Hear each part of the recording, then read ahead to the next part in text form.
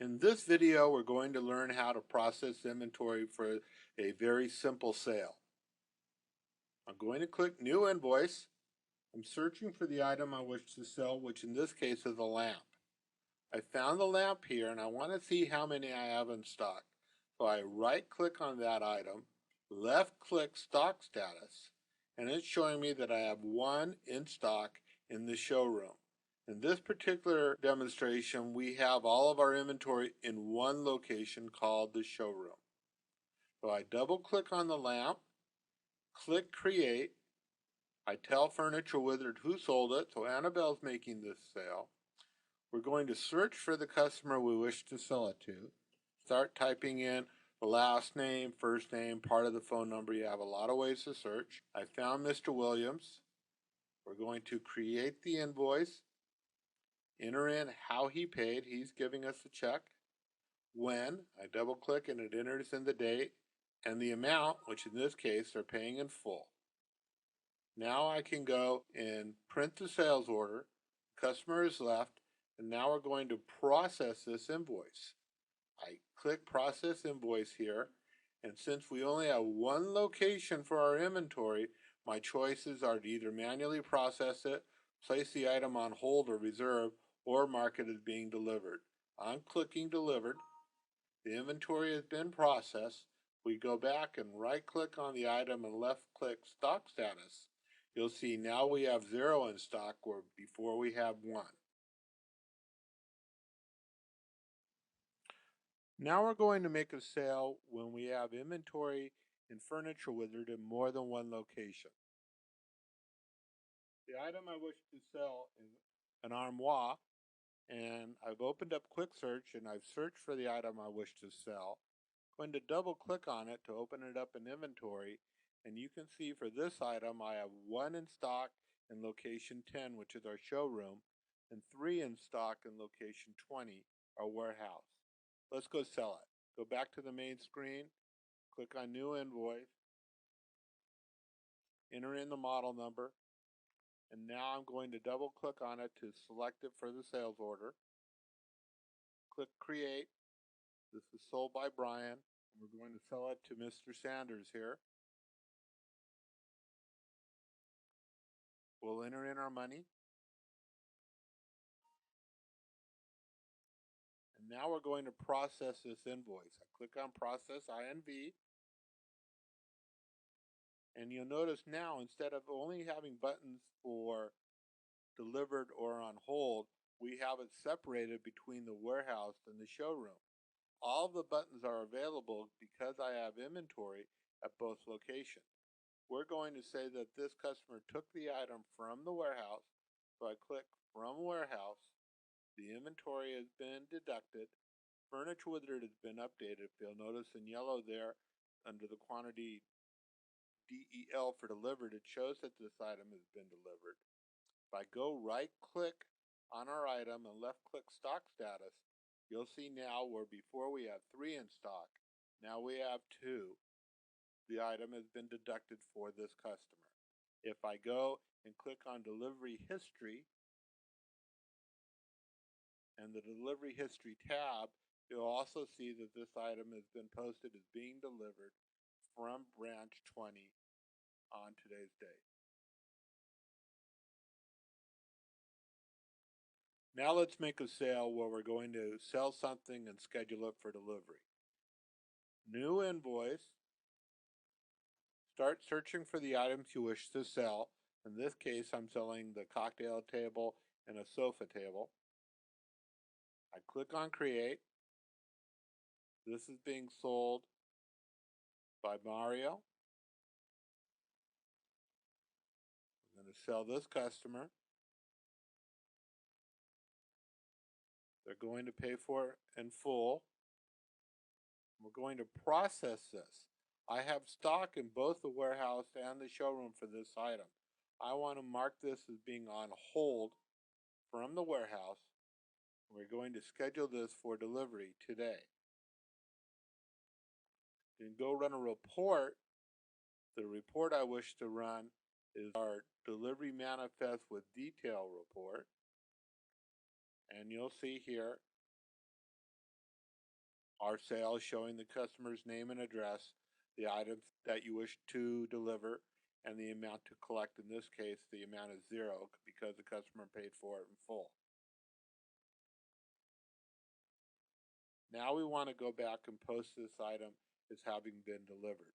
We're going to go to Quick Search, Invoices, and we're going to search for the customer's name, find their invoice. We go and right click on one of these items and look at our stock status. You're going to see that I have 10 in stock in the warehouse, 1 on hold, 9 available. Now we're going to click on Delivery History, and in this case, since both items have been delivered, I can click on Deliver All.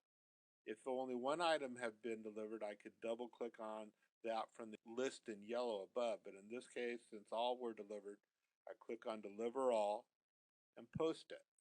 Let's go back now and right click on our item, left click stock. Before we had 10 in stock. Now we have 9 in stock and 9 available. Nothing is on hold anymore. Now let's go and check our stock status. I right click on stock status, and you can see where before we had 10 in stock and 1 on hold. Now we only have 9 in stock, nothing on hold, since we've already posted this as being delivered. Now we're going to make a special order. I click on New Invoice, typing in the beginning of the item I wish to sell. I'm selling this sofa. This sofa, I need to specify the fabric and finish before I can sell it, and an alert has popped up reminding me of that. This alert was entered at the inventory level. Now I'm double clicking on the description of the sofa, and you'll notice that the questions that need to be answered are appearing in our first note. These are appearing here because they were either entered at the inventory level, or it could have been entered as a default for this company on the supplier form. I click Details tab, and a database of fabrics and finishes is now available. So I'm placing my mouse cursor next to the word leg and specifying what finish I want for the leg. And now I'm doing the same thing for the fabric for the back pillows, the side pillows. And if I come up with a new fabric that I think is going to be popular, I can highlight it with my mouse, click the Add button. You'll see it's been added to the list. It's also been automatically associated with the current company. So over time, you end up building a custom list for each vendor you're dealing with. Now I click on Create. We enter in who sold it. So Joel's making this sale. Who we're going to sell it to, Mr. Tolner here. We'll get a deposit.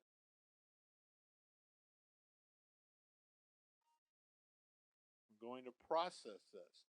Now you'll notice that the buttons in the middle have been disabled. That's because we do not have stock on this sofa. It would be impossible to post it from the warehouse or the showroom since we have no stock. My only choice is to do manually process.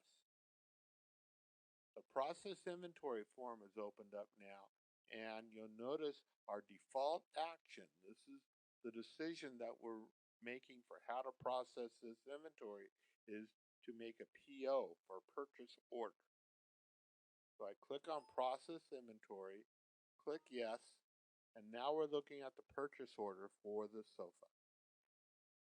Let's go back now and look at our invoice. We're going to right click on the item, left click stock status, and you'll see we have 1 on special order. Now we are pretending that we have already received our acknowledgement for this sofa. So we can go double click on the purchase order, enter in the acknowledgement number here, and update the status of this item as being acknowledged. Let's close the PO now. We go back and look at our invoice, and the invoice has been updated to show that this has been acknowledged.